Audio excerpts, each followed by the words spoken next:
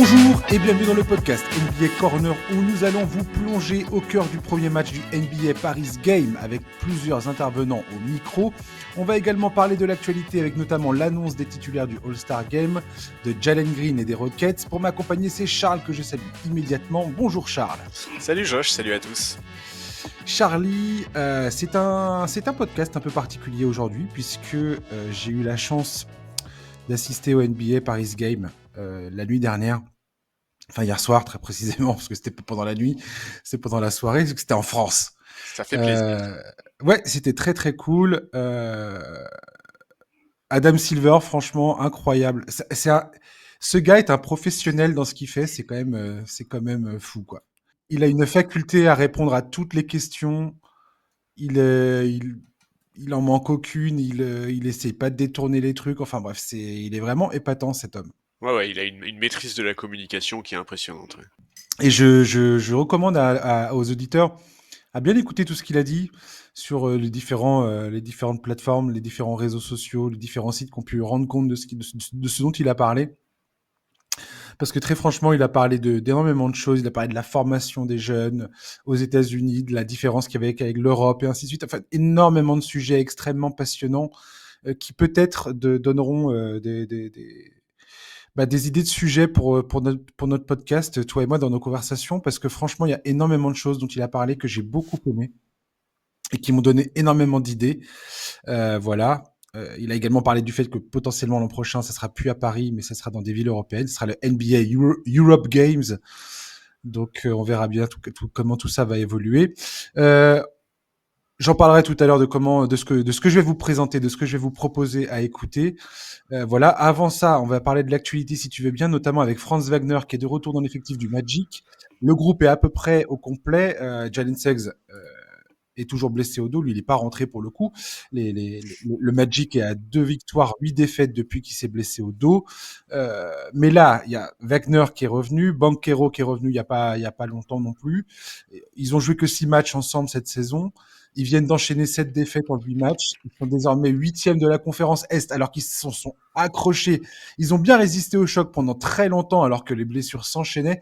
C'est vraiment l'équipe pas de chance, le Magic, depuis le début de la saison. C'est clair. Et ça fait plaisir de voir que leurs deux meilleurs joueurs reviennent enfin et que ils ont enfin une chance de pouvoir reprendre le cours de la saison normalement. Ouais, c'est ça, c'est que là, ils sont pas largués du tout, ils sont toujours dans les équipes play-offables, du moins dans les équipes du play-in pour l'instant, et là, le truc qui est évidemment très important pour cette équipe, c'est de pouvoir rester au complet le plus longtemps possible, prendre des repères collectifs communs d'ici au play-off, parce que c'est à ce moment-là qu'on va les attendre avant tout. On sait que cette équipe, elle est capable de faire beaucoup mieux que la 7e, 8e place où elle est actuellement, donc forcément, ça fait plaisir de revoir Wagner sur les parquets, et vraiment, il faut croiser les doigts pour que ces Magic puissent jouer, enchaîner un peu ensemble sans nouvelles blessures. Oui, complètement. Ouais. Et effectivement, c'est une équipe, je pense, que peu d'adversaires va avoir goût à affronter s'ils arrivent à se qualifier en play-off. Cette saison, je pense que si tu te farcis le Magic alors qu'ils sont à peu près au complet, qu'ils ont eu l'opportunité de réviser un petit peu les automatismes et de travailler sur leur jeu collectif, je pense que clairement, c'est une équipe, autant offensivement, elle a ses limites. Je pense que c'est ce qui causera sa perte, et in fine, dans les playoffs, si jamais ils se qualifient. Et je pense qu'ils vont se qualifier. Mais défensivement, c'est un cauchemar, cette équipe. Ah bah, c'est clair que si t'es une équipe qui est dans les 2-3 premières places à l'Est et qu'on t'annonce qu'au premier tour, tu te tapes le Magic, je pense que tu fais un peu la tronche, effectivement. C'est pas l'adversaire rêvé quand t'as réussi ta régulière. En tout cas, ça va te mettre dans le bain des playoffs tout de Ouais, suite. c'est ça. Ça t'annonce vraiment des playoffs bien énervés, ouais. On a eu la liste des titulaires du prochain All-Star Game. LeBron James, notamment, avec sa 21e sélection historique. Le choix des fans de privilégier Stephen Curry et Kevin Durant plutôt que Luka Doncic et Victor Wembanyama. J'ai vu que c'était un peu les discussions dans les médias américains ces dernières heures. Voilà, tout en rappelant que voilà, on n'est pas sur du All NBA Team, on est sur du All-Star Game, on est sur 50% du vote des fans, 25% des médias, 25% des joueurs. Donc c'est pas non plus complètement aberrant de voir Stephen Curry et Kevin Durant, pardon, dans le 5 majeur de la conférence Ouest. Les remplaçants seront annoncés le 30 janvier prochain. Il y aura la draft des 3 équipes le 6 février avec Charles Barkley, Kenny Smith qui sélectionneront chacun leur équipe de 8 joueurs parmi les 24 sélectionnés. 8 joueurs. Putain, c'est fou ça. Mark Deno et Kenny Atkinson seront les coachs officiels de 2 des 4 équipes. Ce sera leurs assistants qui coacheront les 2 autres équipes. Alors pour rappel un petit peu de la sélection de ces joueurs, donc joueurs, c'était pas un mot si difficile à dire quand même. Dans la conférence Ouest, il y aura Jalen Brunson, Donovan Mitchell, Karl Anthony Towns, Jason Tatum et Giannis Antetokounmpo. Et côté conférence Ouest, Stephen Curry, Shai Gilgeous-Alexander, Kevin Durant, LeBron James, Nikola Jokic. Est-ce que tu as une réflexion à faire sur tout ça, Charlie? Non, pas vraiment. Moi, bon, tu sais que c'est pas ma passion, le All-Star Game. J'attends surtout en fait de voir les autres joueurs sélectionnés. Moi, je trouve toujours intéressant de voir ceux qui obtiennent leur première sélection.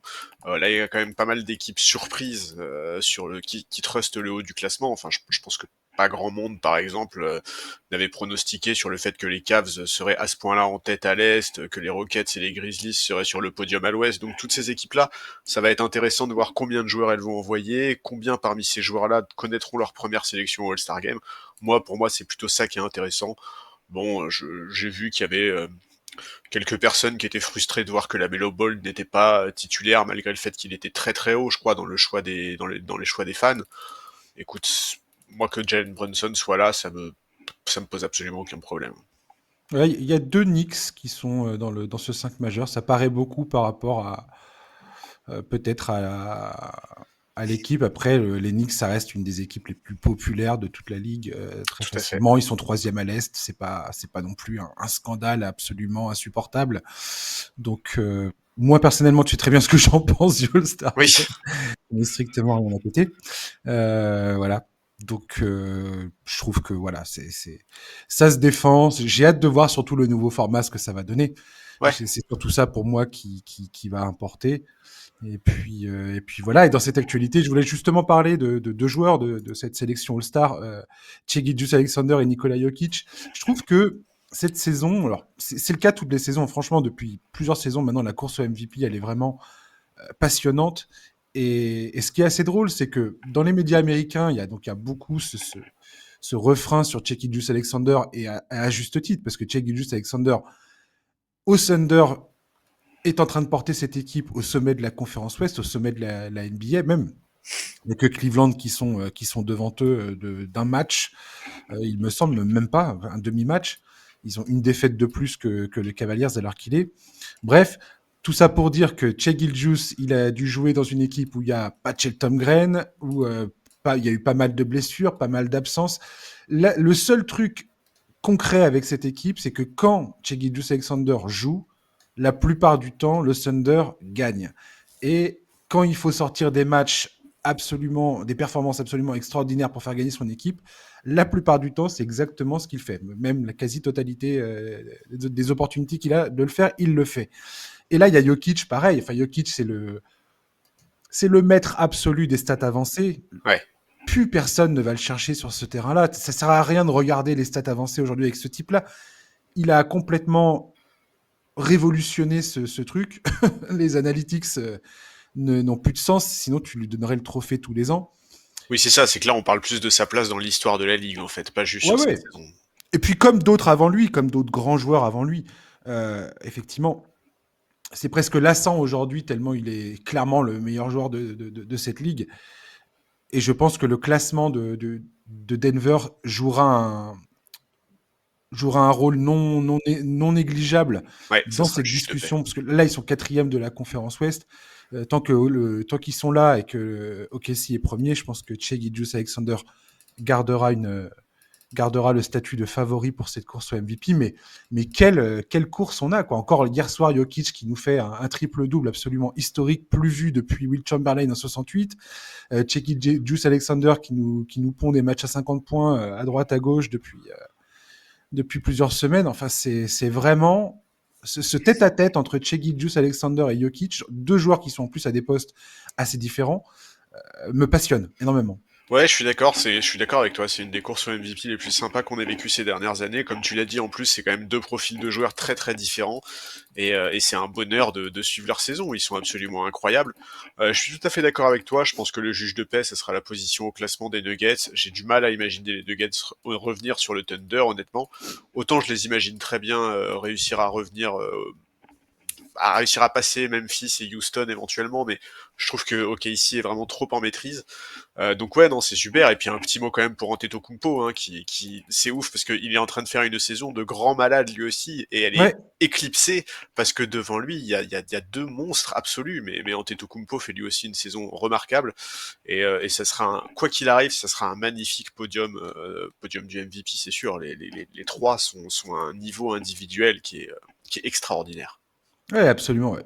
Denver, je pense qu'il faut que ça accroche au moins le top 3 pour qu'à la fin, il y ait un débat, Oui, je c'est ça. Pour pense. qu'il y ait débat, il faut le top 3, enfin, en fait, le problème, c'est qu'il y a aussi cet effet de lassitude. Tu le sais très bien. Ah Jokic oui, non, va payer le fait complètement. d'être aussi dominant depuis autant de temps, en fait. Après, ce qui est très drôle, c'est que, ça, je t'en ai déjà parlé. Jokic, et on en a parlé dans le podcast, Jokic continue de repousser toujours plus loin ce qu'on pensait être les limites de son évolution, de sa progression, de ce qu'il est capable de faire. Et ça me fascine énormément. Et là, ça me fait plaisir parce que Denver, ces derniers temps, est en train de retrouver un petit peu sa verve collective, Oui. la renaissance de Westbrook. Je vais faire un podcast là-dessus prochainement. Je suis en train d'essayer d'avoir un invité, mais on verra. Je vais voir si c'est possible ou pas. Mais très très prochainement, je vais parler de ça parce que le fait que Westbrook soit en train de retrouver goût au basket dans cette équipe des Nuggets me fait d'une part énormément plaisir et surtout me montre la dimension psychologique du basket. Enfin, ça met ça en valeur, je trouve, de belle manière avec Westbrook, qui avait vraiment, je sais pas, perdu pied, perdu confiance en lui, perdu confiance dans son jeu.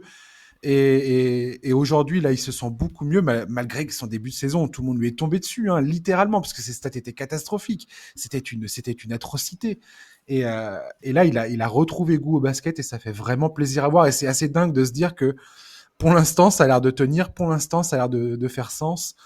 Euh, Pareil, je peux pas m'empêcher de voir Christian Brown et me repenser à tout ce qu'on avait dit par rapport à KCP en disant ouais Denver, franchement est-ce qu'ils ont pas merdé en ne reconduisant pas KCP et ainsi de suite. Là ils sont en train de réussir ce pari, du moins pour la régulière ça marche. Les playoffs ça sera autre chose. Ouais, mais je suis d'accord. C'est très sympa de suivre les Nuggets ces derniers temps. Ça fait plaisir de les voir se remettre à l'endroit. Et je sens que ce podcast que tu vas faire sur la résurrection de Westbrook sera une très bonne raison pour remettre ton masque de LeBron hater. Tu m'as complètement dévoilé. Ouais, oui, non, mais je te connais, mais sur en quoi t'aurais pas tort, hein, parce que c'est clair que Oui alors quand voilà, tu non mais compares non mais voilà, quand c'est tu compares Westbrook sous le leadership de LeBron et le Westbrook sous le leadership de Jokic, c'est le jour et la nuit. c'est ce que j'allais dire. Il y a un moment où t'es pas un hater si Non, non, tu parles de ce qui s'est passé réellement, exactement. Ouais, concrètement. Je ouais, veux non, mais dire, je suis d'accord, je suis d'accord. t'es un hater quand tu essayes d'inventer des choses pour nuire à un joueur ou nuire à sa réputation ou que sais-je encore. Mais là, c'est pas le cas. Là, il y a quand même des choses qui se sont passées.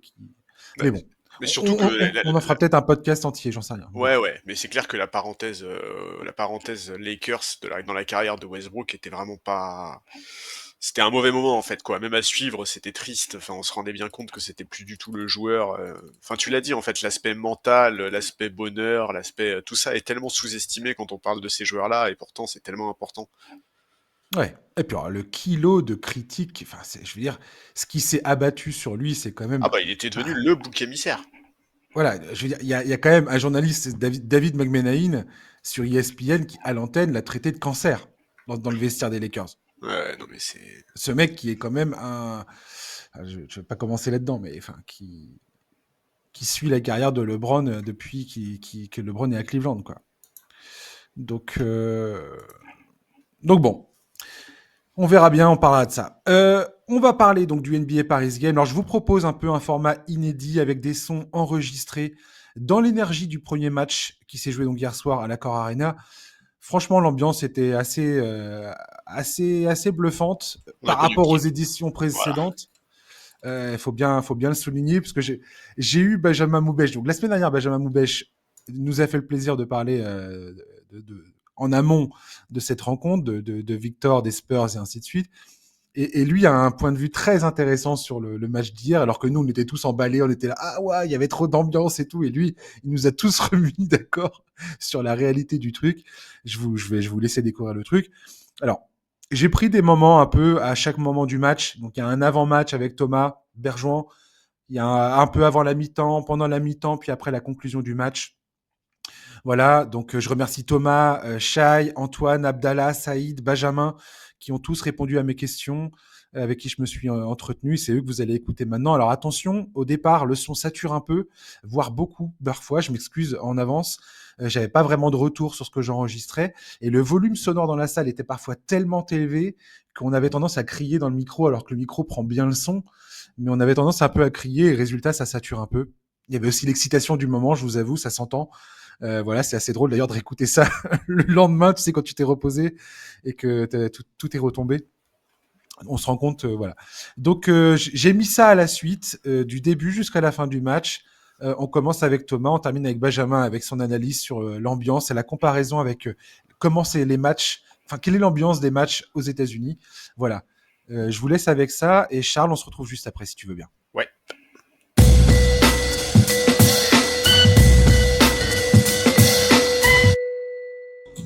Alors, je suis avec un revenant du podcast NBA Corner, Thomas Bergeron, qui est venu plusieurs fois. On est sur l'avant-match.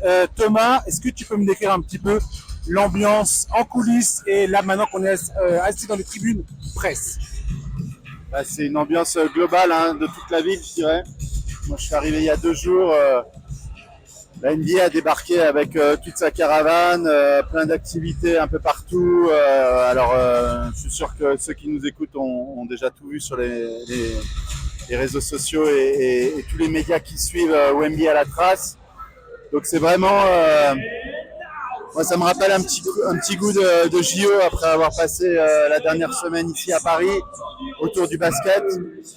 En fait, moi ce que je retiens, c'est une espèce de dynamique pour le basket en France sur la vague des JO, sur la vague du développement que mène la Ligue, la Fédé. Et effectivement, quand la NBA a posé sa caravane unique à Paris, bah, c'est génial. Donc, effectivement, coulisses de Bercy, on peut croiser plein de monde.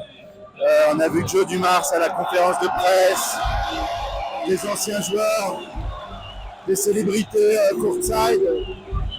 C'est un peu le rêve américain, mais à domicile, quoi. Donc c'est vraiment cool. Merci beaucoup, Thomas. Est-ce que tu penses, dernière question, que Victor Wembanyama, tu penses qu'il va pousser un peu, beaucoup, un peu trop peut-être? Est-ce que tu redoutes un peu le match où Victor essaye de trop faire plaisir à son public ou pas? Je suis pas inquiet, à mon avis, c'est des choses que les Spurs vont anticiper. Il gère très bien le temps de jeu de Victor. Je ne le vois pas jouer 40 minutes hors prolongation. Par contre, je pense qu'il va forcément avoir un petit niveau de motivation en plus. Est-ce que ce sera positif ou négatif? En fait, jusqu'à présent, il a toujours, tout au long de sa carrière, il a toujours prouvé qu'il était présent sur les grands rendez-vous. Donc moi, franchement, je m'attends à avoir un grand Victor, quoi.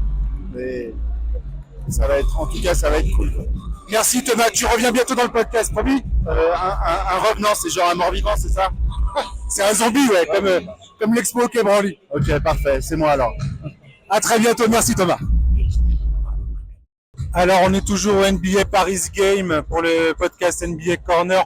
On est bientôt à la première mi-temps. Il y a 56 pour les Spurs, 53 pour les Pacers. Je suis avec Abdallah, journaliste sportif. Abdallah, qu'est-ce que tu peux me dire de cette première mi-temps pour le moment? Dans cette première mi-temps, je vois les Spurs qui répondent présents. Ils savent que la défaite est interdite parce que dans la course au play-off, ils doivent absolument gagner et ils répondent présents sur le premier de ces 2 matchs. Et je les vois bien gagner ce soir et voire même gagner samedi, mais là je m'avance un peu trop. Tout à l'heure, on regardait le scoreboard, on voyait qu'Eddie Burton avait 0 ou 2 points, et là tout d'un coup il est rentré dans le match de belle manière. Comment tu les sens ces Pacers là qui sont sur une bonne vibe en ce moment en NBA? Je les sens plutôt tranquilles. Je pense qu'ils n'ont pas encore tout montré. Il faudra voir en seconde période, dans le troisième quart-temps notamment, comment ils vont accélérer le jeu. Là, ils sont quoi, à -3. Ils sont pas loin. Ils sont toujours dans le match. Donc, il faut voir si Haliburton se réveille, si Obi Toppin, Miles Turner commence à rentrer aussi. Ça va être compliqué pour les Spurs, donc il ne faut pas les enterrer. Ouais. Et pour finir, côté Spurs, Wembanyama nous a régalé tout à l'heure avec quelques beaux paniers. Il y a qui se démarque à tes yeux dans cette première mi-temps? En vrai, Wemby, genre je regarde le box score là, en même temps que je te parle, il est vraiment loin devant, enfin loin. Si quand même, parce qu'il a 5 rebonds, 2 assists et tout, 15 points. Vraiment, il rayonne. Moi, je l'avais interviewé en conf de presse lundi, et je lui avais dit qu'il répondait présent lors des gros matchs. Son match de Noël, son 100e match NBA, et là, il est en train de le prouver qu'il répond présent. Merci Abdallah, et à bientôt peut-être au micro du NBA Corner. Avec plaisir. Je suis actuellement désormais présentement avec Antoine Pimel de Basket Session. Antoine, tu es déjà venu dans le podcast, je t'en remercie. On se rencontre pour la première fois physiquement pour cet événement, premier match entre les Pacers et les Spurs. Je voulais que tu me donnes un petit peu ton impression de l'avant-match et de cette première mi-temps. Alors sur la première mi-temps, franchement, pour l'instant, je trouve qu'on a un match très plaisant, assez offensif. Il y a pas mal de réussites, mine de rien. Même si du côté des Pacers, ça part souvent d'exploits un peu individuels de la part de Tyrese Haliburton. Il y a eu pas mal de post-up aussi de Pascal Siakam. Du côté des Spurs, on a Devin Vassell qui est chaud patate et Victor Wembanyama qui a pris feu après 2 premiers tirs un peu difficiles, mais dès qu'il a mis dedans, on sent qu'il y a quelque chose qui s'est créé. Donc on a un match offensif très plaisant, assez rapide, déjà quelques belles actions. Sur l'avant-match, personnellement, j'étais en conférence de presse avec Adam Silver, donc il y a eu toutes les questions qui ont tourné autour de la création de la Ligue européenne, de la future Ligue européenne. Donc l'intérêt pour moi était vachement là-dessus, sur ce qu'il allait avoir à dire. Bon, il ne nous a pas donné grand-chose pour l'instant, au-delà du fait que c'était effectivement dans les tuyaux. Mais sinon, dans la salle, on sent qu'il y a beaucoup d'ambiance, plus que l'an dernier. Forcément, la ferveur Wembanyama. Écoute, ça a l'air, pour l'instant, tout le monde a l'air de prendre du plaisir, autant en tribune que sur le terrain, donc c'est plutôt cool. Ouais, je suis assez étonné effectivement de la réaction du public, où dans les éditions précédentes, ça pouvait un peu dormir. On avait vraiment l'impression que c'était beaucoup d'invités et pas trop de fans. Mais là, j'ai l'impression qu'effectivement, il y a une grosse ambiance, il y a eu de la grosse ambiance pour l'intro des joueurs, les hymnes nationaux et ainsi de suite. Et pendant le match, ça réagit bien quand même. Ouais, non, clairement, tu sens qu'il y a l'effet Wembanyama, quoi. Il y a beaucoup de fans des Spurs.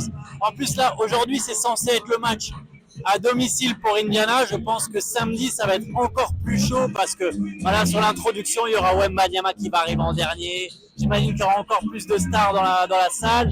Mais ouais, non, t'as raison, le public est bien réactif sur les actions. Évidemment, ça applaudit dès qu'il y a un panier de Wembanyama ou même un panier des Spurs. Et sur les exploits un peu individuels des Pacers, on a aussi pas mal de bruit. Donc ouais, je suis agréablement surpris comme toi par l'ambiance et l'atmosphère là à Bercy. Est-ce que tu peux me donner ton pronostic pour la deuxième mi-temps? Tu sens que c'est assez serré quand même, ça joue bien, ça se dispute pas mal. Tu vois qui l'emporter là ce soir? Là, pour l'instant, de ce qu'on a vu, je trouve que San Antonio joue mieux, collectivement parlant. Il y a des actions quand même. Tu sens qu'il y a moins les paniers résultent un peu moins d'un exploit individuel, même si quand même il y en a eu de Vassell, donc c'est pas tout à fait vrai. Mais donc là, sur l'impression, je dirais que San Antonio est quand même dans une position pour éventuellement à un moment prendre un ascendant. Voilà, si dès que les tirs vont un peu moins rentrer, les isolations d'Haliburton notamment, qu'il y a des tirs difficiles, si ceux-là se mettent un peu à moins rentrer, à moins tomber dedans, je vois bien San Antonio prendre 6-7 points d'écart. Merci Antoine, et au plaisir de te revoir bientôt dans le podcast NBA Corner. Avec grand plaisir, merci à toi. Et oui, avec plaisir pour l'invitation, bien sûr. Alors, dans le podcast NBA Corner, c'est la première fois que cette personne va s'adresser à vous. C'est un collègue à moi, il s'appelle Saïd. Il est fan de basket, il est fan de foot, il est fan de MMA, il est fan de plein de sports différents. Il est journaliste sportif, il couvre tout. Mais il a un petit penchant pour le basket parce que je crois que le fiston aime bien ça aussi. Saïd, on vient de voir un match, le premier match des NBA Paris Games avec Victor Wembanyama et les Spurs qui se sont largement imposés. Dis-moi un petit peu comment tu as vécu cette rencontre? Salut Josh et salut les écouteurs, salut les podcasters. Ah, c'est cool. Merci infiniment. C'est un honneur de te voir et je suis très heureux parce que j'imagine que toi tu l'es également. J'ai passé une soirée mais vraiment incroyable du début à la fin. Alors pour ne rien te cacher, je suis arrivé vraiment à l'ouverture des portes à 18h pétante. Je suis arrivé, j'ai vu les deux équipes se préparer, s'échauffer. Et j'ai vu l'arrivée de Wemby sur le parquet, c'était juste exceptionnel. Et que dire de la soirée? Bah, en fait, la soirée, elle était la soirée rêvée. Victoire des Spurs, donc quoi de plus beau. Un Wemby juste exceptionnel, de la passe, du dunk, de la réception, des gestes d'alien exceptionnels. La petite entrée à la fin de Sissoko pour la petite touche Frenchie, qui met son panier également. Très bon début. Voilà. Des stars. Putain, Oscar Robertson, on a vu Oscar Robertson. Enfin, moi, j'ai halluciné. Alors, il y avait Ginobili, évidemment. Que dire? Ah, voilà. Franchement, vivement le game 2, enfin le game 2, c'était juste exceptionnel. Et pour te dire, j'aurais tellement aimé que mon fils vienne partager ça avec moi. Il va m'en vouloir, je le sais, mais vraiment une super soirée, enfin extraordinaire. Moi, je vais te dire, un des trucs qui m'a le plus marqué, je crois, dans cette soirée, j'ai eu la chance d'assister à quelques matchs à Paris. Et au niveau de l'ambiance, j'ai trouvé l'ambiance exceptionnelle du début à la fin. Alors la présence de Wemby, elle change tout. Il y a une énergie de dingue, les gens étaient comme des oufs. Et ce qui m'a fait rire, c'est que Indiana était censé jouer un match à domicile sur le calendrier, et pas du tout en fait. Ils étaient complètement, ils étaient hués, enfin bref. Mais l'ambiance incroyable, le public incroyable. Mais du début à la fin, les MVP pour Wemby, c'était exceptionnel. Mais oui, tu as complètement raison. Pareil, j'ai fait les deux précédents. L'an dernier, c'était les Cavs contre Brooklyn. Le match, c'était pas non plus exceptionnel. L'année d'avant, c'était Chicago contre Détroit. Pareil, c'était Bob. Et on avait Killian Hayes, mais c'était pas du tout pareil. Ce soir, on avait quand même déjà, en gros, deux belles équipes de base quand même. Enfin, on avait quand même les Pacers, qui sont quand même censés être une très belle équipe, même si ce soir, bon, ils ont complètement été éteints. Mais j'ai vu un match, une ambiance, et Wemby l'a très bien annoncé en début de rencontre. Et j'ai adoré ça. La petite pique pour Adam Silver en mode, hey, on revient quand même l'an prochain avec nous. Ça, c'était exceptionnel. Mais le public a répondu présent. Le public français a répondu que le public français est des connaisseurs. Et que des connaisseurs, parce que oui, le public français de temps en temps peut être critiquable, etc. Mais alors ce soir, on voit parfois des supporters, enfin des spectateurs, mais ce soir on a quand même vu des vrais supporters et des vrais fans de NBA. Je suis absolument d'accord avec toi. Et ça, on le remarque parce qu'il y a eu des moments, des réactions à des actions bien précises du match, des très belles actions. Et on sentait que il n'y a que si tu comprends ce qui se passe sur le terrain que tu réagis à telle ou telle action. Et effectivement, ça a été le cas. Et comme tu l'as dit, on a vu des légendes de la NBA.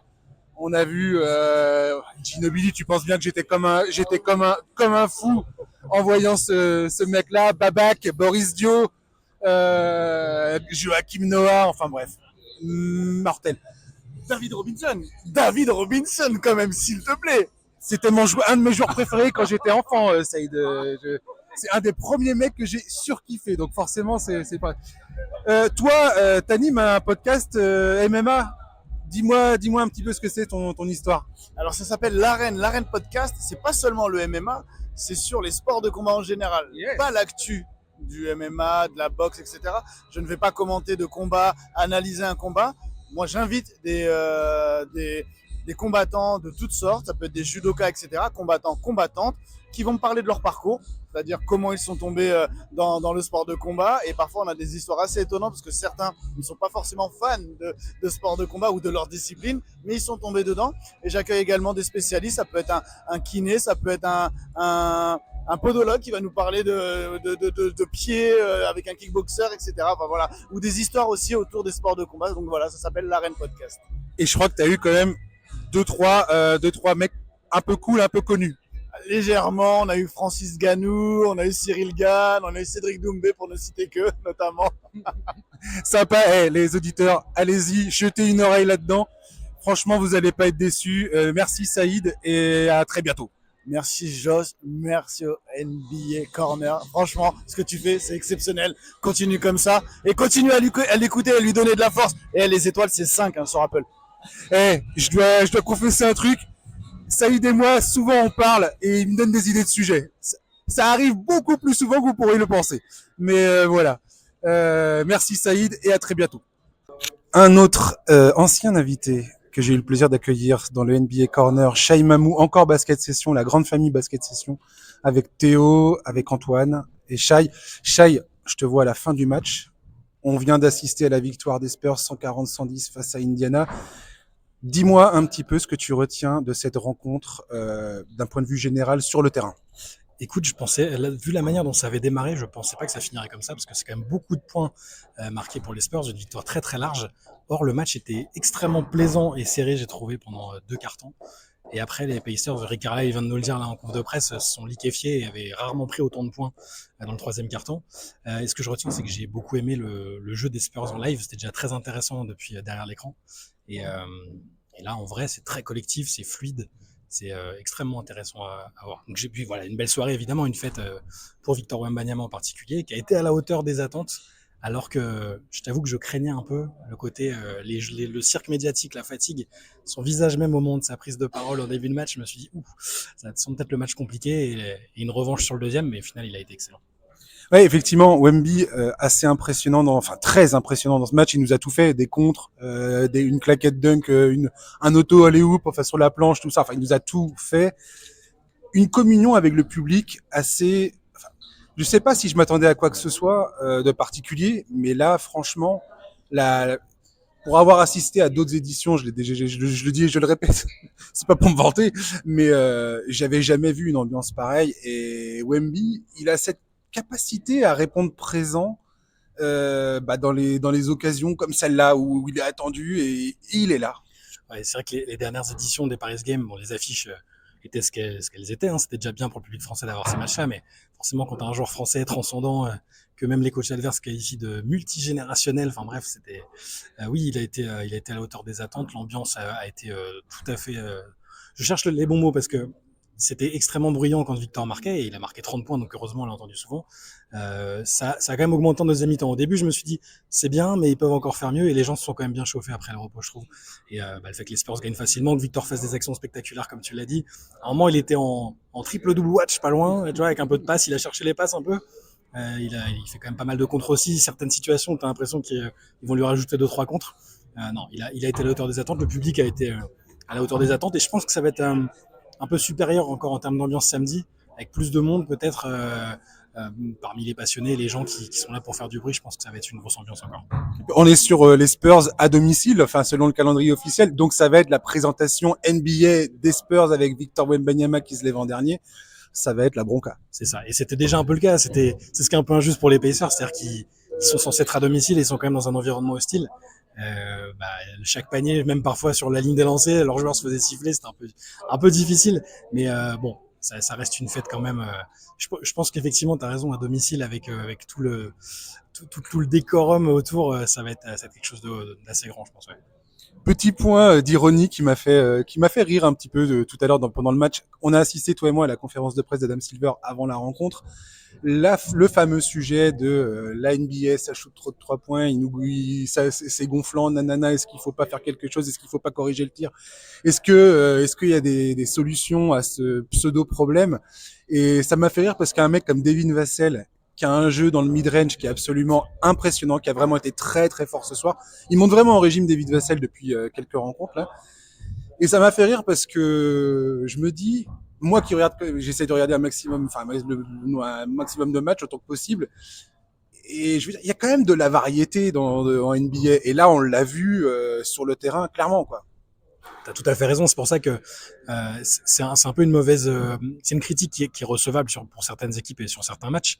En fait, tout dépend de comment sont pris les 3 points. Si c'est au terme d'une action, d'une belle circulation, moi je trouve que ça peut être très plaisant. Tu vois, il y a des matchs par contre que tu regardes et tu te dis ils abusent, ils ont pas les qualités pour jouer comme ça. Là, on était sur une équipe des Spurs dont le jeu était extrêmement fluide, peu d'isolation. Et c'est ce que demandent un peu les puristes finalement, qu'il y ait des passes, des extra passes, qu'il y ait des shoots ou des dunks, peu importe, mais il y a une variété chez ces Spurs-là. Et je trouve que c'est extrêmement prometteur pour eux déjà, et pour cette variété en NBA. T'as raison, il y a plein d'équipes qui jouent différemment. Certes, on shoot plus à 3 points qu'à une époque. Moi, je trouve pas ça moins beau quand c'est joué comme le font les Spurs, comme l'ont fait les Celtics la saison dernière, comme le font d'autres équipes quand elles sont en forme finalement aussi. Donc non, mais je suis assez d'accord avec ce qu'a dit Silver, au passage, je ne travaille pas pour l'NBA, mais Adam Silver est impeccable dans les conférences de presse. Il répond de manière très claire et précise aux questions. Il fuit aucun sujet. Et donc sur ce sujet-là, comme sur l'éventuelle expansion en Europe et sur tous les autres sujets, je l'ai encore trouvé extrêmement bon. Si tu devais retenir un moment vraiment marquant, alors on a abordé pas mal de sujets, tu vas peut-être revenir sur ce qu'on a dit, mais un des moments marquants où dans la soirée tu as eu, je sais pas, un petit sourire aux lèvres, ou tu t'es fait une réflexion, tu t'es dit tiens, c'est pas banal, ou en tant que fan, en tant que journaliste qui suit la NBA, qui couvre ça tout le temps, est-ce qu'il y a un truc particulier que tu retiendrais de cette soirée? Alors, de façon très égoïste et tout à fait amusante, je vais te dire que le poster de Mamou, vu que c'est mon nom de famille, et que tout le monde l'appelle juste Mamou et pas Mamou Kelashvili, ça m'a fait assez rire, et mon collègue Antoine aussi à côté, on attendait que ça. Mais sinon, une action à ressortir, j'essaie de réfléchir. Non, c'est les séquences où Victor a vraiment enchaîné contre, tir, panier. C'est à voir quand même. En vrai, c'est quand même encore autre chose que derrière son écran, tu vois. C'est dur d'en ressortir peut-être une en particulier, mais ouais, cet enchaînement comme ça qui est invraisemblable et qu'on n'aurait pas pensé possible il y a 10, 15, 20 ans, d'un mec qui va te mettre 3 comptes sur la même action et derrière être déjà à l'autre bout du terrain, de dribbler, tirer à 3 points.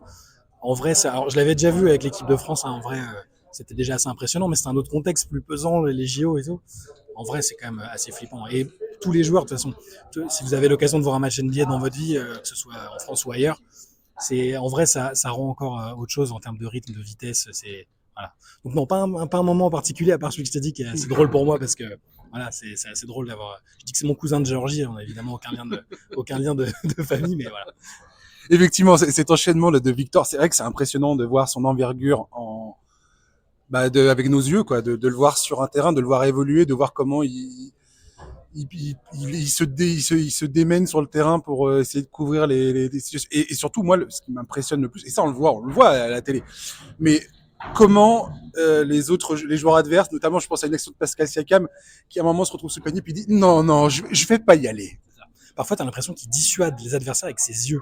J'exagère à peine, la formule peut paraître marrante, mais il y a des fois où il donne l'impression qu'il va aller au contre ou qu'il va gêner, juste tendre le bras, et parfois juste il fixe le mec, et le gars il tire en se disant faut que je tire maintenant, sinon c'est mort, et il rate très souvent quand même. Moi c'est presque ce qui est le plus impressionnant, les dimensions évidemment, sa capacité à parcourir des distances, à dribbler tout ce que tu veux, la panoplie est gigantesque, mais cette force de dissuasion qu'il a quand il est dans une zone, c'est terrifiant. Les joueurs lâchent des tirs, refusent des tirs qui sembleraient évidents face à n'importe quel autre défenseur, et il se décale simplement de quelques pas pour changer de zone, et ça change toute la géométrie du terrain défensivement.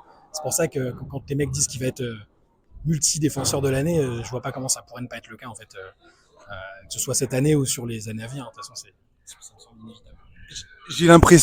J'ai l'impression que le titre de défenseur de l'année, le DPOY, est pour lui, j'ai l'impression le gars peut enchaîner. Je vois pas qui va venir concurrencer ce Victor Wembanyama sur les 5 prochaines années à venir. Tu sais que les grands joueurs provoquent souvent des changements dans les règles et dans ces choses-là.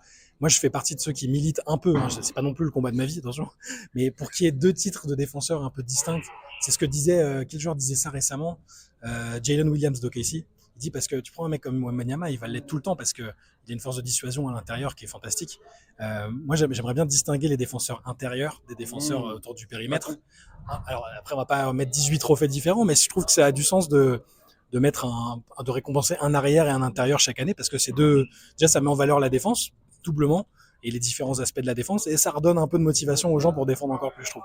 Donc oui, Wembanyama, si tu lui mets un intérieur chaque année, il l'aura quasiment tous les ans s'il déconne pas. Et puis il a que 21 ans, hein, c'est fou.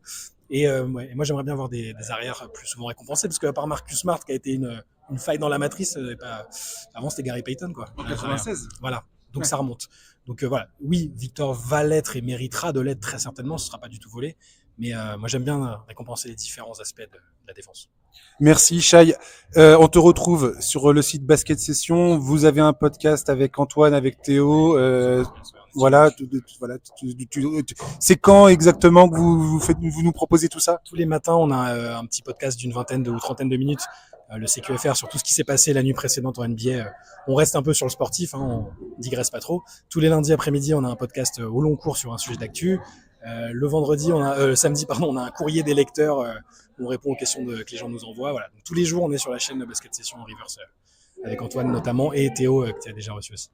Eh ben merci. Voilà, les auditeurs, vous savez très bien, Basket Session, c'est la maison.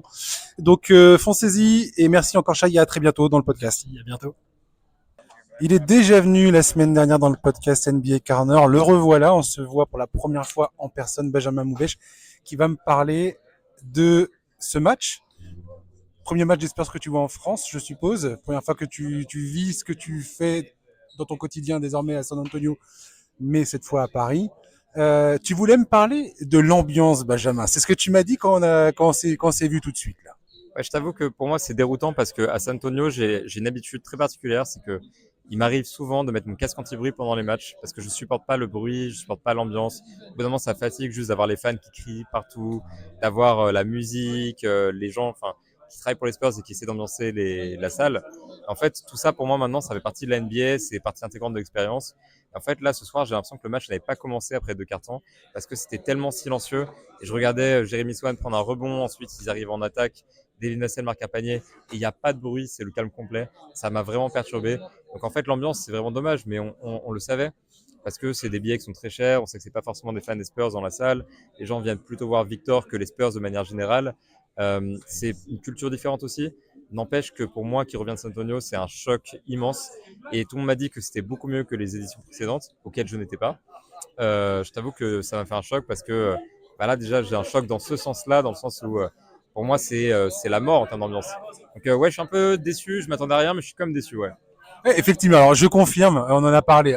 Moi, tous ceux que j'ai interrogés, effectivement, ce soir, m'ont tous parlé de cette ambiance qui, par rapport aux éditions précédentes, où c'était vraiment des fois, t'avais l'impression d'entendre la clim parfois, certains matchs, donc c'était un peu gênant carrément. Et là, finalement, il y avait quand même les supporters qui se sont fait entendre dès le début du match, pendant l'hymne, quand il y a eu la présentation de Victor, les premiers paniers, les comptes, les belles actions. Enfin, moi j'ai trouvé ça plutôt vivant. Alors, tu soulignes l'aspect culturel. Quelque part, c'est ça en fait en France. Et puis, alors, comme tu dis, il y a pas, enfin, c'est pas un club local, il y a pas de supporters locaux d'une équipe en particulier. C'est aussi comme ça que ça s'explique à ton avis? Ouais, je pense que c'est ça. C'est quand tu vas voir les Spurs, en fait, tu as 90% de fans des Spurs dans la salle. C'est que des gens qui sont de San Antonio quasiment. Donc, c'est des vrais fans des Spurs pour commencer. Ils sont plus nombreux. Et c'est vrai qu'ils sont éduqués dans ce truc. Ils ont toujours baigné dans cette ambiance-là. Pour la France, l'NBA, ça reste différent. Il n'y a pas la tâche locale. Quand on va, par exemple, voir un match de Nanterre, tu sais que c'est le COP de Nanterre, les fans de Nanterre qui vont faire du bruit. Ils font beaucoup de bruit, mais le font par amour du club. Ici, il n'y a pas vraiment d'amour du club. Donc, c'est logique, en fait, qu'il n'y ait pas le bruit qui va avec. Donc d'un côté, c'est incomparable. D'un côté, je pensais pas que ça me manquerait parce que tu vois, ce bruit, justement, il me dérange tout le temps. Ça m'est déjà arrivé une fois de passer un match dans la salle média en bas parce que j'en avais marre du bruit, j'en pouvais plus, j'avais mal à la tête. Et là, du coup, je me suis rendu compte que mince, ça m'a manqué, quoi. Donc c'est ça qui m'a un peu choqué. Et je pense juste que c'est normal et je pense que c'est déjà bien qu'il y ait une évolution positive. Donc je veux pas non plus trop tirer sur l'ambiance. Je veux juste que les gens sachent que c'est pas l'expérience vraiment qu'on a aux États-Unis. C'est une expérience à part, pas forcément moins bien, mais juste différente. Comment tu l'as trouvé, Victor, sur le terrain et l'équipe même en général? Est-ce que tu as senti, perçu une différence dans le jeu, dans la façon de mettre en place leur jeu, dans la façon de s'engager sur le terrain? Et aussi, petite précision que je voudrais de ta part, est-ce que tu as senti que les coéquipiers de Victor faisaient un peu corps autour de lui pour participer à la fête, pour ce qui, en tout cas, eux se disent, il rentre à la maison, on a envie de participer au fait qu'il rentre chez lui, quoi. En fait, j'ai l'impression qu'il y avait beaucoup plus de motivation côté Spurs et je pense que ça peut s'expliquer comme ça. Et déjà, c'est rassurant de les voir jouer à ce niveau-là après peut-être 2 semaines où ils étaient un peu décevants, un peu à cause de la plaque, notamment défensivement. Là, déjà, tu mets une grosse claque aux Pacers. Je trouve qu'en termes de niveau de jeu, c'était très satisfaisant. Il y a eu un gros troisième quart-temps. Donc, en fait, déjà, ça fait du bien d'avoir un pareil game qui est intéressant en termes de contenu de jeu. Et pour le coup, pour les Spurs, ça fait du bien aussi de se relancer comme ça après tous ces matchs un peu compliqués. Donc, moi, je pense très satisfait du niveau des Spurs ce soir. Très satisfait du niveau de Victor aussi, qui était vraiment à la fois serein et en même temps très motivé, très présent en rebond, présent en défense comme d'habitude, vraiment l'envie de se montrer en attaque sans en faire trop, ce qui m'a rassuré parce que j'avais peur justement qu'il veuille prendre tous les ballons. Et on voyait comme que les Spurs avaient envie de participer aussi à la fête, que c'était peut-être que c'est un événement pas seulement pour Victor, mais pour eux aussi. Et comme tu dis, il y a un côté un peu quasiment empathique. D'eux, ils comprennent que pour Victor, c'est particulier, c'est le retour à la maison. Même on voit avec Sidi, il y avait Sandro qui était tout le temps avec lui et qui vivait ça à travers lui aussi. En fait, les joueurs des Spurs sont conscients de l'expérience que c'est pour ces mecs-là. Et je pense qu'ils se sont plus donnés. En tout cas, j'ai eu cette impression-là. Et j'ai été super satisfait par la prestation des Spurs. S'ils peuvent continuer comme ça jusqu'à la fin de la saison, je pense que ce serait magnifique. Un petit mot sur les Pacers. J'ai l'impression que Rick Carlisle, en fin de match, a essayé de tenter quelques ajustements en vue du deuxième match. Il a tenté un peu des small balls, bien que le cœur n'y était pas forcément sur le terrain.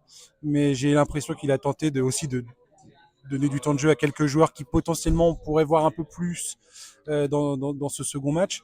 Qu'est-ce que tu retires de leur prestation et qu'est-ce que à quoi tu t'attends comme réponse de la part des Pacers? Bah, déjà, ce qui me fait rire, c'est qu'avant le match, on avait posé la question à Rick Carlisle sur la défense des Pacers. Et justement, sur les derniers matchs, ils ont été très performants. Il expliquait qu'il y avait eu un déclic, que quelque chose s'était passé, que c'est important de se focaliser sur la défense. Ils prennent 140 points, donc j'avoue, j'étais pas exactement prêt. Et c'est un petit peu décevant de leur part. Je trouve que Pascal Siakam l'a dit en conférence de presse, et je retiens ça, ça a manqué d'énergie. Voilà, ils n'étaient pas dedans. Ce que je peux comprendre parce que décalage horaire, voyage à Paris, pour eux c'est déroutant et les équipes qui viennent d'habitude sont pas forcément au top. Et là on a vu ça avec les Pacers. Je pense que c'est juste le scénario classique des NBA Paris Games où l'équipe vient, elle est un petit peu perturbée, elle est à côté de la plaque. C'était les Pacers. Mais ce qui est très bien, c'est que cette année, du coup, tu l'as souligné, on a un deuxième match. Ils ont 2 jours, ils vont pouvoir regarder le film, se reposer. Et surtout, je pense que se prendre une claque de 30 points, ça permet de se refocaliser sur le basket. La première, tu oublies un petit peu que tu es venu pour jouer au basket. Tu te perds dans les croissants, les défilés de mode, etc. Et le deuxième, en fait, tu veux laver l'honneur. Et du coup, je pense qu'ils vont vraiment beaucoup se donner samedi pour rattraper ça. Donc, j'attends beaucoup de leur part samedi. Je pense surtout que c'est à ce moment-là qu'on va voir si le format 2 matchs consécutifs porte ses fruits ou si c'est inutile. Mais j'y crois beaucoup. En termes d'ambiance, comme je te dis, moi ça m'a pas choqué parce que ayant vu les éditions précédentes, je me dis on est quand même beaucoup mieux lotis qu'auparavant. Est-ce que tu penses que samedi, le fait que ça soit samedi à 18h, il y a une chance que ça change? Est-ce qu'il n'y a pas aussi toute l'ambiance musicale, la façon dont on propose le spectacle ici? Est-ce que c'est pas aussi ça qui fait la différence? Moi, je pense que c'est une immense différence et justement, je le souligne beaucoup. C'est que dans la salle des Spurs, il y a tout le temps du bruit, de la musique, des animations, le speaker qui parle, qui met tout le temps de l'ambiance, des gens qui sont sur le bord du terrain. Il y a un DJ, c'est ça. Et il y a tout le temps, ouais, vraiment tout le temps de la musique, tout le temps des claps, tout le temps quelque chose. On encourage le public à participer. En fait, il y a cette culture du show très américaine. Et j'avoue que je suis déçu de ne pas la retrouver ici. Je trouve qu'on a un mix un petit peu entre l'Europe où on se focus sur le sport, on laisse vivre, on met moins de musique, on laisse vraiment le basket parler, et avec les États-Unis, avec la culture du show. Et cet entre-deux, je ne sais pas s'il fonctionne très bien. Je pense que j'aurais préféré pour le public français qu'ils aient le droit à un vrai show à l'américaine avec un mec qui en fait des tonnes, avec beaucoup trop de musique, beaucoup trop de bruit. Ton iPhone qui te dit attention, le niveau de décibel est trop important, bouge de là. Enfin, c'est ça que j'aurais voulu pour les gens, qu'ils aient une vraie expérience authentique de la NBA. Et oui, ça passe par en fait toute l'organisation qu'il y a autour. J'ai oublié le début de la question, je suis désolé. Non, mais c'était grosso modo, c'était ça, ouais. Le comment il peut, enfin, est-ce que le samedi, le changement d'horaire, tout ça, et le fait que potentiellement ça soit un autre public qui vienne, est-ce que tu penses que ça peut changer les choses? Moi, j'y crois pas trop parce que déjà, donc j'étais un peu naïf avant de venir. J'imaginais qu'il y aurait plus de fans des Spurs, que peut-être qu'il y aurait, enfin, que ce serait pas comme un match à domicile des Spurs, mais quasiment finalement. Et j'attends plus ça du tout déjà. Donc j'ai déchanté par rapport à ça. Et surtout, je garde en tête cette histoire d'organisation. Je pense qu'elle sera pas différente pour le deuxième match. Je garde en tête aussi le prix des places. Je pense que les places de samedi, elles n'étaient pas plus chères forcément directement, mais à la revente, et beaucoup de gens rachètent les billets après, elles vont être beaucoup plus chères. Donc je suis pas sûr qu'on ait un public forcément plus investi. Je pense que ça va être le même public, voire du coup plus riche, et donc beaucoup de gens qui ne sont pas forcément des fans. Les fans ne sont pas prêts à investir 1 000 € pour aller voir les Spurs, c'est logique. Mais en fait, ouais, je pense que ce ne sera pas différent. J'ai pas envie de dire pire, mais en tout cas, pas au moins pareil, mais je redoute même que ce soit un peu pire. Ouais.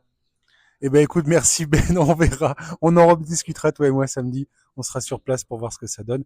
Merci encore m'accorder du temps. Et puis, je te dis à la prochaine. Ouais, à la semaine prochaine, si ça continue sur ce rythme.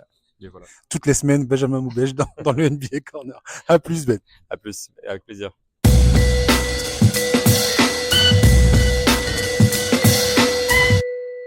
Voilà. Écoutez, c'était une tentative, un format un peu différent des autres fois. J'espère que ça vous a plu. Et puis, voilà. Peut-être qu'à l'occasion, je pourrais reproposer des choses pareilles. Charles, je te propose de terminer le podcast en parlant de Jalen Green et des Allez. Rockets de Houston. Jalen Green qui a été fraîchement élu joueur de la conférence Ouest. C'est indéniablement un des talents les plus fascinants de cette saison NBA. À l'intersaison, on en avait parlé en octobre. Il avait prolongé pour 3 ans à Houston, une décision qui pouvait sembler étonnante parce qu'il aurait pu signer pour 5 ans. Houston aurait pu lui proposer un contrat à beaucoup plus long terme, mais non, il a signé 3 ans avec une option joueur dans sa 3e année. On y a vu la possibilité de Jalen Green de démontrer que son coup de chaud en mars dernier n'était pas un mirage, mais une promesse pour l'avenir du club. Si ce début de saison n'a pas été particulièrement remarquable pour Jalen Green, qui a toutefois tenu son rôle dans les excellents résultats des Rockets jusqu'à aujourd'hui, ça c'est indéniable. Là, depuis que l'année 2005 s'est entamée, il enchaîne les performances de choix avec des performances qui ont permis de confirmer son incroyable potentiel. Et pourtant, Charlie, quand je regarde les stats avancées, je continue de voir les signes d'un joueur qui reste potentiellement un risque financier, avec un manque cruel d'efficacité offensive, une vraie difficulté à faire jouer les autres autour de lui. Charles, pourquoi est-ce que j'ai l'impression que Jalen Green est un des joueurs les plus difficiles à analyser dans cette équipe de Houston ? C'est une bonne question. T'aimes pas les arrières scoreurs? Non, je plaisante. Écoute, je sais pas. En fait, je trouve que je suis d'accord avec toi. Je trouve que c'est très difficile de juger de ce joueur. Ce qui est sûr, c'est qu'il nous sort un début d'année 2025 qui est délirant. Bon, là, il est un peu rentré dans le rang sur les 2 derniers matchs là, face à Détroit et Cleveland, mais avant ça, sur quasiment 10 matchs, il tourne à 30 points par match, à 50% à 3 points, avec des très belles perfs face à des équipes solides, puisque sur la période, Houston a joué Boston, Dallas, les Nuggets, les Lakers, 2 fois Memphis. Bref, il a été élu Player of the Week et c'est très mérité, d'autant que sur la semaine en question, il est au-dessus des 60% à 3 points. Enfin, il a démarré l'année 2025 avec la main très très chaude. Maintenant, tu l'as dit, dans l'efficacité offensive, il est quand même dans une saison qui est plus compliquée que ce que les stats bruts peuvent laisser penser. Et puis même au-delà de ça, c'est un joueur qui a quand même pas toujours une très grande régularité. Alors t'as rappelé son coup de chaud la saison dernière après le All-Star Game où il était vraiment très impressionnant, sauf qu'à l'époque Sengun n'était pas là et Houston ne jouait pas grand-chose. Là, ses perfs, il les fait aux côtés de Sengun, au sein d'une équipe de Houston qui est quand même très bien installée sur le podium de la conférence Ouest. Qui a eu quelques blessures aussi à ce moment-là. C'est assez comparable avec le mois de mars. Ouais. Il y a des joueurs qui sont blessés côté Houston. Et c'est aussi... je trouve que c'est un dénominateur commun entre les deux moments. Ouais, après, en fait, là où je trouve que t'es peut-être un peu dur, c'est que moi cette saison j'ai quand même un peu l'impression qu'il est devenu un joueur plus complet. Alors oui, ok, il a du mal à faire jouer les autres, mais il se bat quand même pas mal en défense, qui semble d'ailleurs être un peu un prérequis dans cette équipe. Et c'est quand même, mine de rien, pas si courant chez un joueur aussi fort offensivement. Là, ces derniers temps, on a quand même parfois vu scoltiner le meilleur arrière de l'équipe adverse, et quand il le fait, il est pas ridicule. En fait, moi, ce qui m'intrigue avec ce mec-là, c'est il a même pas 23 ans quand même. C'est fou, en fait. Ouais. Il est extrêmement jeune. Il va avoir 23 ans quelques jours avant le All-Star Game. Il a forcément une énorme marge de progression. Je peux pas croire autrement. Je peux pas croire autre chose. Et au passage, d'ailleurs, Houston a dans ses rangs ce qui est probablement les 2 joueurs de moins de 23 ans les plus impactants de la ligue avec Sengun. Donc, ça laisse quand même présager d'un avenir intéressant. En fait, moi, je sais pas. En fait, j'ai qu'une hâte, je t'avoue, c'est d'être à l'été prochain et de savoir ce que le front office de Houston va faire. Parce que, et tu l'as dit, quand on a vu le contrat qu'il avait signé l'été dernier, oui, on disait ça va lui donner l'occasion de confirmer ses progrès, mais on était surtout nombreux à voir en lui l'asset parfait pour renforcer l'équipe. Ce contrat, c'est un contrat qui est facile à trader. Maintenant, avec les progrès qu'il fait cette saison, est-ce qu'il n'est pas un peu en train de créer le débat? Est-ce qu'il n'est pas plus intéressant pour cette équipe de continuer à travailler autour de ce duo qui forme avec Sengun, quitte à prendre un chemin un peu plus long que s'ils étaient dans une logique de gagner très rapidement dès l'été prochain? j'ai très très hâte de voir les décisions que le front office va prendre, parce que je trouve que là, ils sont vraiment face à des choix qui sont compliqués. Alors, attention, hein, il vaut mieux avoir ce genre de choix-là plutôt que de n'avoir aucun asset et aucun joueur fiable sur lequel s'appuyer pour l'avenir, mais ça va quand même être intéressant, je trouve, de voir ce que ça donne. Ouais, j'ai envie de mettre une chose au clair tout de suite. Quand je parle d'un joueur comme Jalen Green dans les termes que j'utilise, je ne suis pas en train de dire que Jalen Green est une fraude ou un mauvais joueur. Non. Qu'on soit bien d'accord. C'est pas ça. La question, en fait, que doit se poser Houston aujourd'hui, c'est est-ce que on consacre une partie non négligeable de nos finances à ce joueur? Est-ce qu'on lui donne les clés de la franchise et est-ce qu'on pense véritablement que c'est lui qui est capable de nous emmener là où on veut aller? Et aujourd'hui, c'est là où je dis que c'est un joueur qui reste risqué à mon goût parce que, comme tu l'as dit, il est capable de grosses perfs, mais il a des passages à vide. Quand il est bon, Jalen Green, il est hyper impressionnant. Ouais, c'est épatant. Les matchs dont tu as parlé là, contre Memphis, il a eu pendant ce mois de janvier là, et c'est pour ça que je voulais parler de lui. Pendant ce mois de janvier, il a été éblouissant sur certaines rencontres. Tu regardes la rencontre, tu te dis mais il est hallucinant. Sa façon de se mouvoir sur le terrain, les défenses ne peuvent rien faire. Ouais.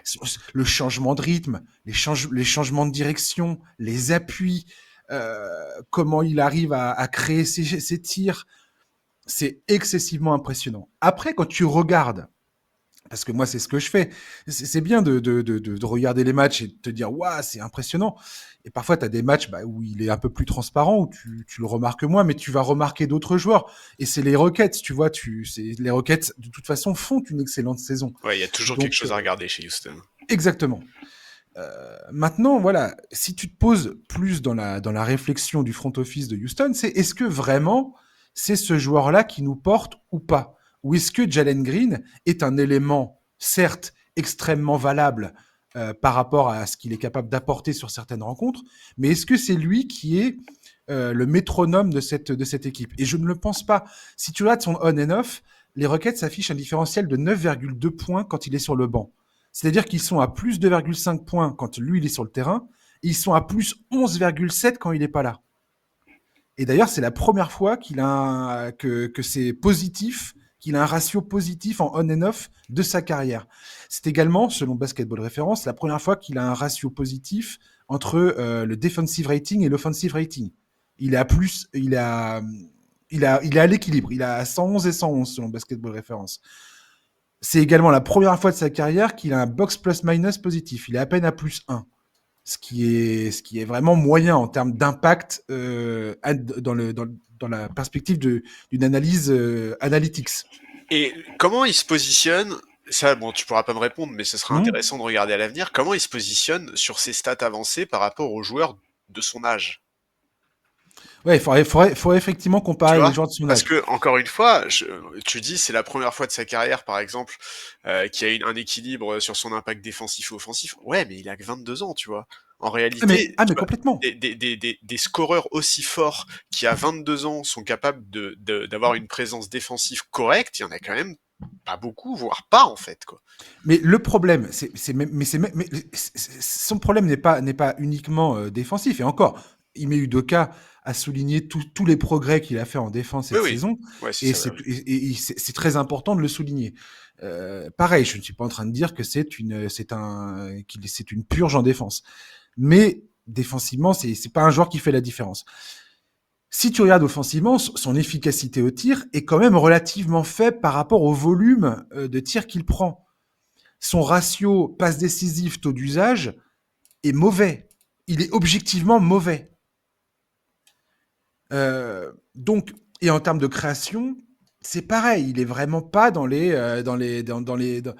il est vraiment pas dans les bons classements, même parmi les gens de sa classe d'âge, quoi. Ouais, non, ça, je suis bien d'accord. Et donc, ce que je veux dire, c'est la question, c'est ça, c'est qui est Jalen Green? Est-ce que Jalen Green est un joueur que tu payes comme un franchise player ou pas?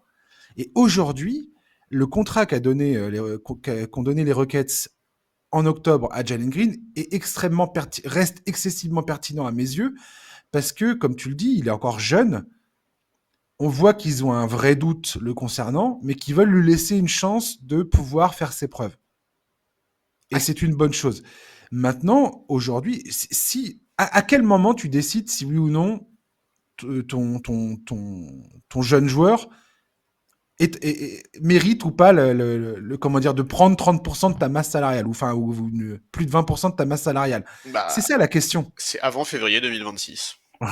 Bah oui, non, mais c'est ça, Donc, c'est qu'ils tu sont peux dire, encore. ouais, il a 23 ans, tout ça, mais t'as une vraie décision hyper risquée à prendre le concernant si t'es Houston, quoi. Oui, mais moi, je te dis, c'est pour ça que j'ai très hâte de voir ce que va faire le front office l'été prochain et même en début de saison prochaine, parce qu'ils ont encore un peu de temps.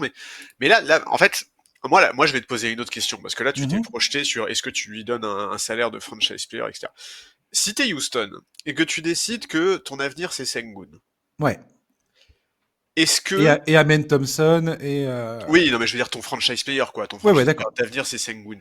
Est-ce que tu penses que l'été prochain, tu peux trouver sur le marché des trades un meilleur arrière ou meneur que Green pour épauler Sengun à l'avenir? Parce qu'en fait, c'est C'est ça la question. Ouais, c'est tout à fait ça la question, ouais.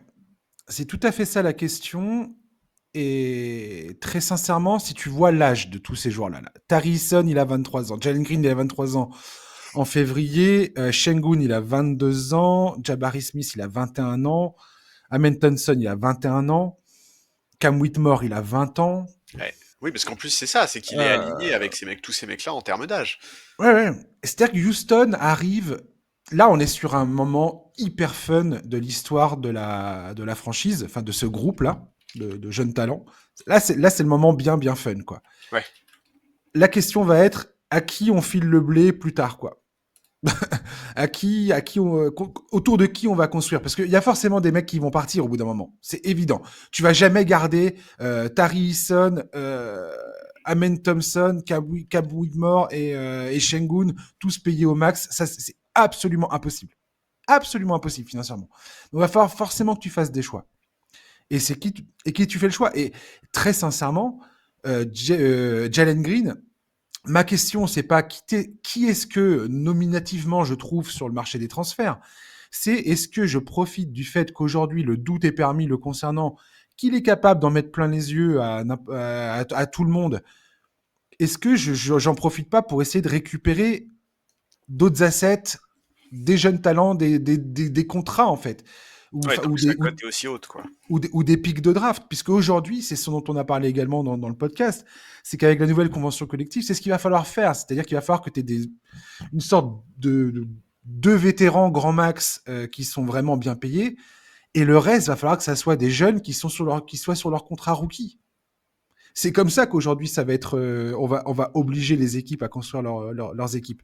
La pression sur la sélection des joueurs en sortie de draft, je pense qu'elle a jamais été aussi haute qu'à l'heure actuelle, quoi. Ouais, sachant que dès cet été, les Rockets, il va falloir commencer à réfléchir à la prolongation de Jabari Smith, de Hmm. Tari Eason, etc., etc.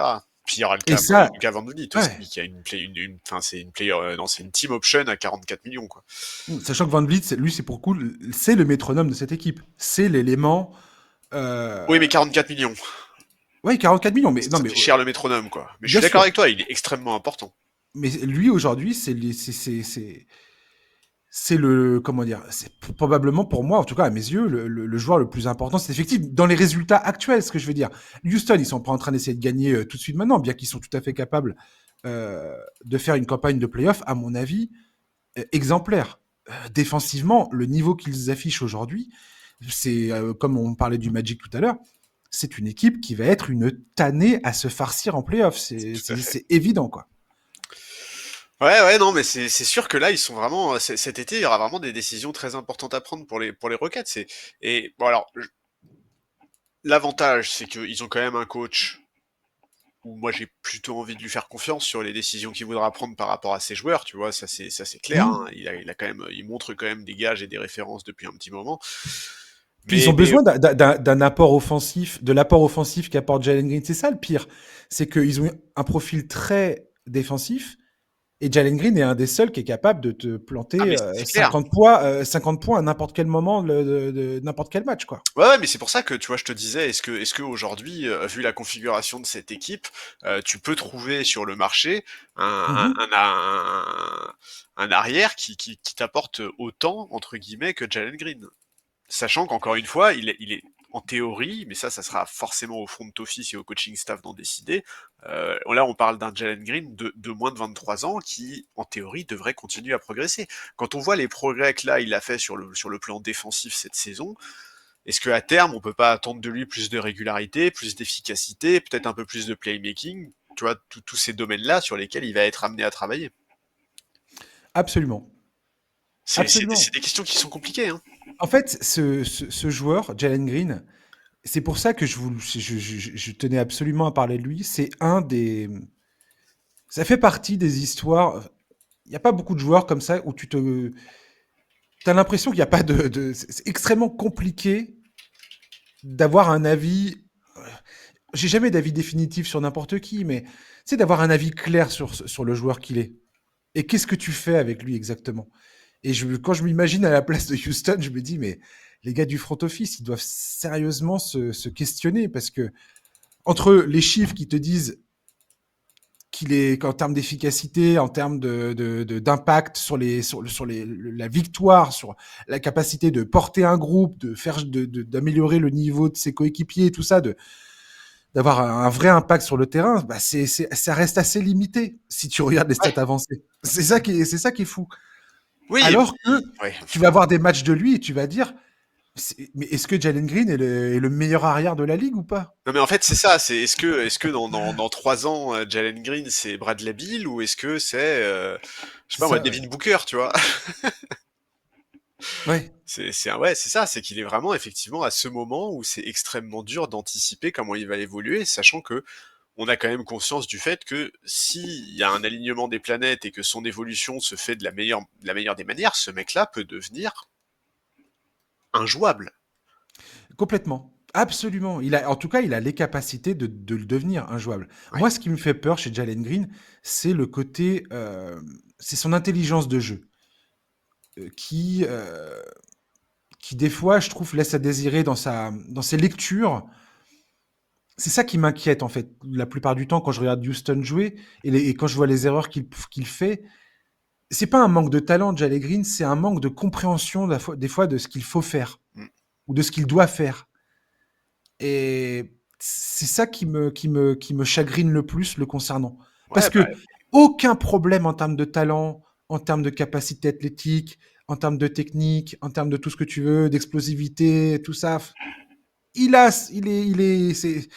Tu fais pas mieux. Tu fais pas mieux dans la ligue. Enfin, non, non, c'est clair, je suis il fait d'accord. partie du gratin des meilleurs joueurs à ce niveau-là.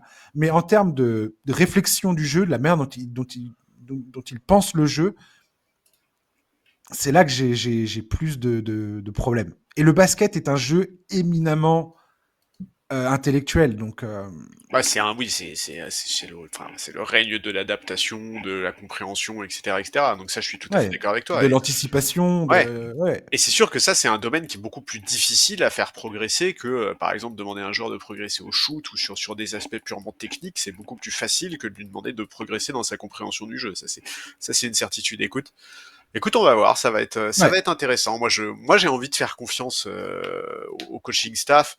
tout à Et fait. j'avoue que je suis assez, en fait, j'ai un peu ce côté fan, enfin, tu vois, ce côté spectateur où mais en fait, moi, j'ai pas envie que cette équipe elle monte un trade pour faire venir un lieutenant qui est déjà quasiment une superstar dans l'équipe. En fait, j'ai Moi envie non de voir plus, ouais. tu vois, j'ai envie de voir ce corps progresser ensemble et de voir jusqu'où tout ça peut aller. Et donc, c'est vrai que j'aimerais bien voir Jalen Green, moi, rester à Houston et continuer sa progression et prendre le bon chemin, c'est-à-dire effectivement de pas se transformer juste en un espèce de gars qui est capable sur un bon soir de te mettre 55 points et de disparaître derrière pendant 3 semaines. En tout cas, c'est pas un manque de volonté. Non. Quand tu écoutes ces interviews, tu sens qu'il a vraiment envie de faire ce qu'il faut, de vraiment d'évoluer dans le bon sens. Quand tu écoutes Udoka parler de lui, tu sens que c'est un joueur voilà, qui se donne du mal pour essayer s'améliorer en défense, de s'améliorer dans tous les compartiments de son jeu et qui a vraiment envie de devenir un joueur élite dans cette ligue. Donc moi j'ai envie de mettre une pièce sur le fait que Jalen Green comprenne. Et voilà. Et je parle de Jalen Green non pas pour le bâcher et pour dire ah mon Dieu, on a l'impression qu'il est fort mais il ne l'est pas. Non, pas du tout. Ce que je suis en train de dire, c'est que j'aimerais que il arrive à passer ces caps qui lui permettront de devenir et de continuer avec ce groupe en fait et que ce groupe reste le plus possible ensemble dans la mesure du possible parce que clairement financièrement il y a un moment il va y avoir des grosses questions à se poser mais franchement cette équipe de Houston est un tel plaisir cette saison que voilà et l'évolution de Jalen Green c'est il n'y a pas mieux comme histoire quand tu suis une ligue comme la NBA. C'est sûrement des profils les plus intéressants à suivre. C'est un profil comme Jalen Green, un jeune joueur pétri de talent qui est arrivé second choix de la draft avec plein de promesses, plein de potentiel, qui a eu un début de carrière plus ou moins difficile, qui tout d'un coup est dans une équipe qui est en train de prendre corps, qui est en train de prendre forme, qui est en train de s'imposer comme une des meilleures équipes d'une conférence Ouest qui est impardonnable. Sous la coupe d'un coach qui a retrouvé a retrouvé un groupe, créé une identité et ainsi de suite. Et comme tu l'as très bien dit, voilà, il a 22 ans, il va avoir 23 ans là. C'est au coaching staff de continuer à gérer sa progression. Et franchement, moi, je suis là pour poursuivre ça avec énormément de passion. Ouais, sachant quand même juste un dernier truc, c'est que je trouve effectivement, tu l'as un peu dit, que du peu qu'on perçoit de sa mentalité, moi je trouve qu'on voit des signes qui sont assez positifs. Son nom était énormément cité dans des trades, on n'a jamais eu l'impression que ça lui posait le moindre problème ou que ça le prenait la tête. Il a vu Sengun signer une extension de 5 ans, lui a accepté un contrat, certes très important quand même, mais beaucoup moins important, beaucoup moins long, ça n'a posé aucun problème. En fin de saison dernière, il brillait offensivement. Malgré tout, cette année, c'est défensivement qu'il a fait le plus de progrès. Preuve aussi qu'il a bien compris qu'il suffisait pas juste de marquer des points. Enfin, voilà, il y a quand même des petits éléments comme ça sur lesquels moi je me dis, ce mec-là a quand même une bonne mentalité et c'est intéressant. Je suis absolument d'accord et ça sera le mot de la fin, Charlie, c'est parfait. Mais écoute. Charlie, la semaine prochaine ? Ouais, avec plaisir. Voilà, chers auditeurs, merci de nous avoir écoutés. J'espère que ce numéro vous a plu. Voilà, je vous souhaite de passer une bonne soirée, un très bon week-end et je vous dis à la semaine prochaine. Ciao, bye bye.